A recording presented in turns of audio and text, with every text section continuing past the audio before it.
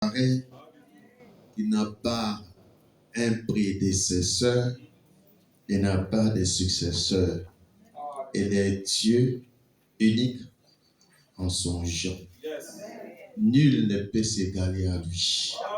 Il reste éternel, il reste Dieu. Et tout ce qu'il fait est exceptionnel, qui dépasse l'entendement de tout tes chagrins. C'est Dieu-là, c'est ton Père. C'est Dieu-là, c'est ton Père. Qui a fait venir son Fils Jésus-Christ pour qu'il soit pour nous un frère, un ami, un Père. Il nous laisse son Esprit Saint qui est avec nous, qui est en nous. L'assurance de sa présence est très importante pour tout chrétien et pour toute chrétienne. Amen. Les lectures que nous avons lues ce matin, ce sont des lectures qui nous interpellent de certaines choses. Des choses qui se passent dans la société, qui se passent dans la famille, qui se passent aussi dans l'église. En principe, ce sont des choses qui ne devaient pas se passer là, mais malheureusement, ça se passe là.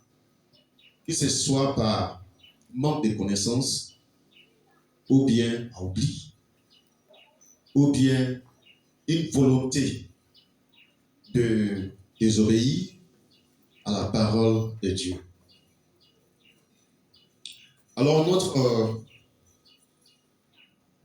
nous allons faire essentiellement nos méditations sur le livre des Actes des Apôtres ce matin par rapport à un fait.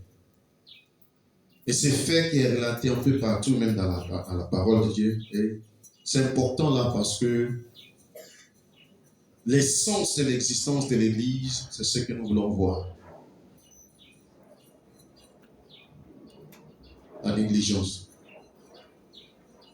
Ne les néglige pas. Comme ça a été sélectionné, peut-être ne les négligez pas. Négliger qui? Ne les négligez pas.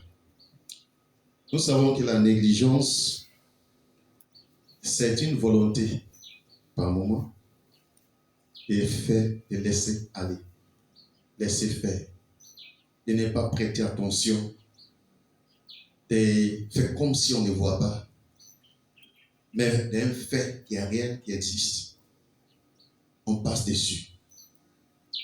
On ne veut pas donner de l'importance à cela, donc on néglige. Donc la négligence se passe à plusieurs niveaux.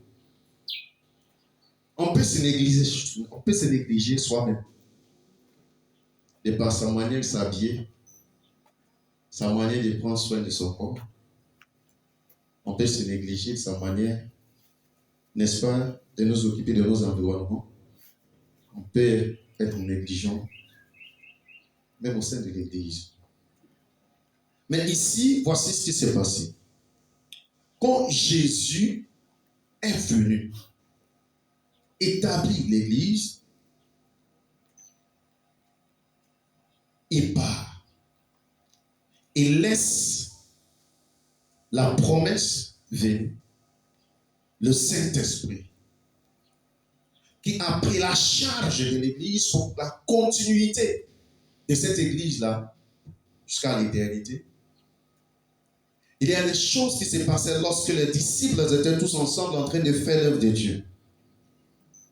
Ils faisaient l'œuvre de Dieu, ils exerçaient des miracles, des prodiges. Il y a eu la foule là qui venait. Nous voyons comment Pierre, de par sa prédication, les hommes se sont donnés à Dieu. Ils sont venus nombreux. Il y avait cet engouement de faire partie du peuple de Dieu. Et ce qui faisait que même on posait la question, que fait-on pour être sauvé? Il leur dirige vers Christ, il l'a accepté. Et donc il y a plusieurs personnes qui sont venues pour faire partie de ce groupe de disciples, ils sont